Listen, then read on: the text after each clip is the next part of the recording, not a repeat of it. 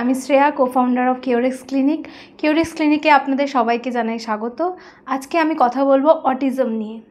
Autism আজকের 2025-এ দাঁড়িয়ে প্রায় 100টা বাচ্চার মধ্যে একটা বাচ্চা ডায়াগনোসড হচ্ছে অটিস্টিক হিসেবে। আমার মনে হয় God choose some strongest women and make them as autistic mom.